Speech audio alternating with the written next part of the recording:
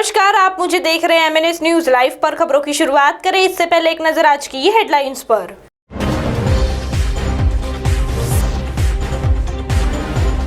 ग्यारह बजे के बाद भी फेरी वाले और फल विक्रेता दिखते हैं सड़कों पर। शादी का झांसा देकर युवती से रेप, रैपिड एंटीजन टेस्ट में 345 पॉजिटिव। आइए अब खबरें देखते हैं विस्तार से। 11 बजे के बाद भी फेरी वाले और फल विक्रेता दिखते हैं सड़कों पर। कोविड के प्रसार को रोकने के लिए राज्य सरकार ने सुबह 7 बजे से 11 बजे तक जीवन आवश्यक वस्तुओं की बिक्री करने की अनुमति दी है।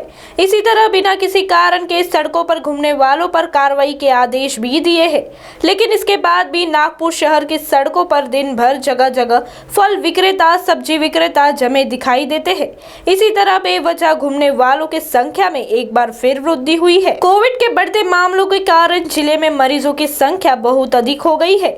जिले में प्रतिदिन 5 से 6 हजार कोविड संक्रमित पाए जा रहे हैं। कोविड संक्रमितों की चेन तोड़ने के लिए राज्य सरकार ने पुलिस विभाग के साथ ही महानगर पालिका प्रशासन को बेवजह घूमने वालों के खिलाफ कार्रवाई करने के निर्देश दिए हैं।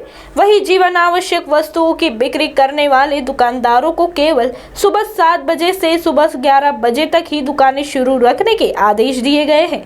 लेकिन पुलिस और मनपा प्रशासन की लापरवाही के कारण शहर में बेवजह घूमने वाले नागरिक और फेरी वाले सड़कों पर दिखाई देते हैं।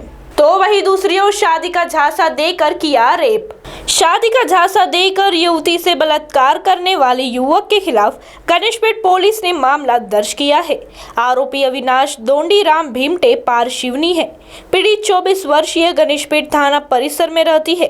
शिकायत के अनुसार उसकी 1 साल पहले एक सहेली के माध्यम से अविनाश से मित्रता हुई थी। 4 जुलाई को उसका जन्मदिन था। उस वक्त अविनाश उसके घर आया। उसने शादी का झांसा देकर उसने बलात्कार किया। इसके बाद से अविनाश उससे नियमित शारीरिक संबंध बनाने लगा। वह शारीरिक संबंध बनाने के लिए युवती को कई बार बाहर भी ले गया। इसी दौरान युवती गर्भवती भी हो गई। उसके शादी के दबाव बनाने पर अविनाश मारपीट करने लगा। सूत्रों के अनुसार युवती कुछ दिन पहले शिकायत दर्ज कराने के लिए थाने पहुंची थी। बाद में वह लौट गई। इसके बाद सोमवार को फिर थाने पहुंची। इस वक्त भी वह मामला दर्ज करने को लेकर संतोषजनक जवाब नहीं दे रही थी। प्रकरण गंभीर होने से पुलिस ने बलात्कार का मामला दर्ज कर लिया है। अविनाश संपन्न परिवार का युवक बताया जाता है। इस मामले में कई लोगों के लिप्त होने की चर्चा है। प्रकरण की गहराई से जांच किए जाने से अन्य लोगों का पता चल सकता है। तो वही तीसरी ओर रैपिड एंटीजन टेस्ट में 345 पॉजिटिव। नागपुर मनपा की ओर से जोन स्तर पर सामूहिक जांच का आयोजन किया जा रहा है। पिछले दिनों मंगलवार जोन में मनपा की टीम की तरफ से रैपिड एंटीजन टेस्ट किया गया। 5 दिनों तक परिसर के नागरिकों के पास जाकर एंटीजन टेस्ट हुए। कुल 3245 लोगों का टेस्ट किया गया, जिसमें से 345 कोविड पॉजिटिव आए। जिन्हें दवा की जरूरत थी उन्हें दवा दी गई। पूर्व पार्षद अरुण डवरे ने मनपा की इस पहल की सराहना की।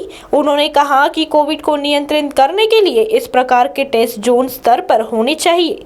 इसका फायदा मिलेगा। कई लोग कोविड की जांच कराने सेंटर पर जाने से डरते हैं।